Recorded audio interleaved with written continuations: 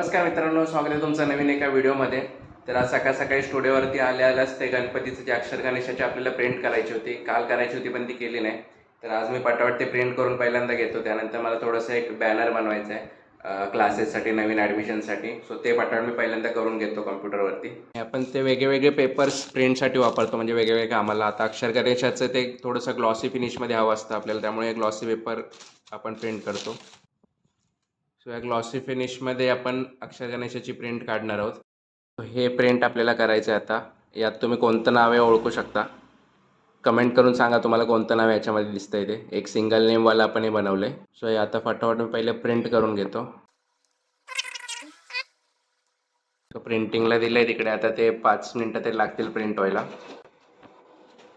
आणि आपण हाय क्वालिटीमध्ये प्रिंट करतो, त्यामुळे थोडंसं प्रिंटरला जास्त टाईम लागतो. नॉर्मल जर तुम्ही प्रिंटर बघाल किंवा झेरॉक्स वगैरे आपण जे नॉर्मल मारतो ते 2 सेकंदामध्ये बाहेर येतात, पण ह्याला कमीत कमी 4 ते 5 मिनटं तरी आता लागतील, कारण इतकं प्रॉपर डिटेलिंगमध्ये आपण हाय क्वालिटीमध्ये प्रिंट करत असतो. त्यामुळे प्रॉपर टाईम घेऊन तो मशीन करतो. तो आता हे प्रिंट झाल्यानंतर मग आपण त्याला फ्रेमसुद्धा करणार आहोत. ते नंतर मला वाटतं मी संध्याकाळी वगैरे फ्रेम करेल, कस्टमरला पहिले दाखवेल ते आणि त्यानंतर फ्रेम करेल. सो त्याच्या आधी आता एक मला पोस्टर बनवायचं आहे क्लासेससाठी, ॲडव्हर्टाइजमेंटसाठी. सो ते पटापट कॅनव्हावरती बनवून घेतो. इथे बघू शकता तुम्ही, आपण हे प्रिंट केले. प्रसाद नावाचं आहे गणपतीचं डिझाईन. सो आता वेळ वाया घालवत नाही, पटापट मी स्केचिंगला सुरुवात करतो, कारण अजून 4-5 ऑर्डर तरी पेंडिंगमध्ये आणि मला ते कमीत कमी पुढच्या 4-5 दिवसामध्ये फिनिश करून द्यायचे. सो कमीत कमी आज मला एकतर फिनिश करावं लागणार आहे. सो फटाफट मी आता स्केचिंग करत बसतो. माहिती आहे, एक स्केच आपण काल फिनिश केलं होतं, त्याचा फोटो वगैरे काढून आता कस्टमरला पाठवलं आहे.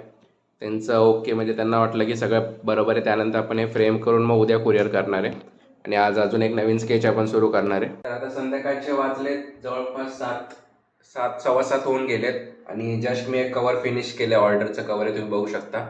म्हणजे याच्यावरती प्रिंटेड आपण केलेले, डिजिटल आर्ट करून हे प्रिंट केले. जसं आपण डायरेक्टली पेंट वगैरे करतो, पण असं काही युनिक असेल, पोर्ट्रेट वगैरे असेल तर आपण डिजिटल आर्ट करून त्याला प्रिंट करून मग कवरवरती लावतो. आणि याच्यावरती आता रेझिनचं काम करायचं आहे, म्हणजे एकदम प्रॉपर फिनिशिंग होणार. आणि आता समजा जर हे बघितलं हे निघू शकतं, पण रेझिनचं एकदा काम केलं, याच्यावरती रेझिनचं लिक्विड टाकल्यानंतर प्रॉपर असं फिक्स होऊन जाणार आहे. त्यामुळे त्याच्यानंतर हे कधी खराब होणार नाही कवर. सो आता रेझिनचं काम मी 1-2 दिवसानंतर करणार आहे, कारण दुसरं एक आपण जे कवर आणलं होतं, सो अजून एक आपल्याकडे कवर याच्यावरती ॲक्च्युली पेंट करायचं आहे आपल्याला. ते आपले आर्टिस्ट करणार आहे.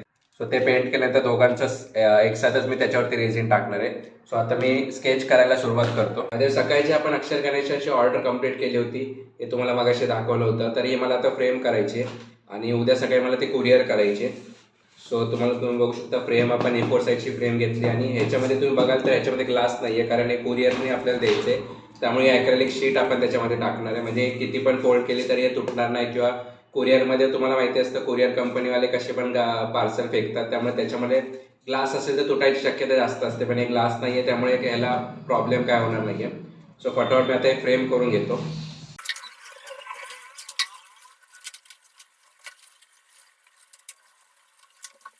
तुम्ही बघू शकता प्रॉपर अशी आपण फ्रेमिंग वगैरे याला केली आहे. मागून सेलोटेप वगैरे लावायचे आणि त्यानंतर मग कोरिअरला आपण जसं पॅकिंग वगैरे करतो, कार्डबोर्ड पॅकिंग, आणि ते मागच्या रील्समध्ये तुम्ही बघितलं असेलच इन्स्टावरती. सारखं मी व्हिडिओमध्ये दाखवणार नाही, तर तुम्ही पण बोर व्हाल ते बघून. तुम्हाला बघायचं असेल तर इन्स्टावरती आपण रील्स टाकलेले आहेत, त्याच्यामध्ये बघू शकता. सो हे फायनल आपण आता पॅक करून त्याच्यावरती ॲड्रेस वगैरे टाकून उद्या कुरिअरमध्ये देणार आहोत. आणि आता जवळपास 9 वाजून गेले, 9:15 होत आलेत.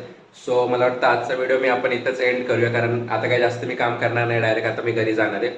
सो तुम्हाला अजून असे व्हिडिओज बघायचे असतील, बिहाइंड द सीन्स म्हणा, किंवा मी जे काय काम करतो त्याचे व्हिडिओज तुम्हाला जर बघायचे असतील तर कमेंट करून मला एकदा नक्की सांगा. आणि चॅनलवरती नवीन असेल तर सबस्क्राईब करायला विसरू नका. चला, हा व्हिडिओ आपण इथंच एंड करूया. भेटूया उद्याच्या व्हिडिओमध्ये.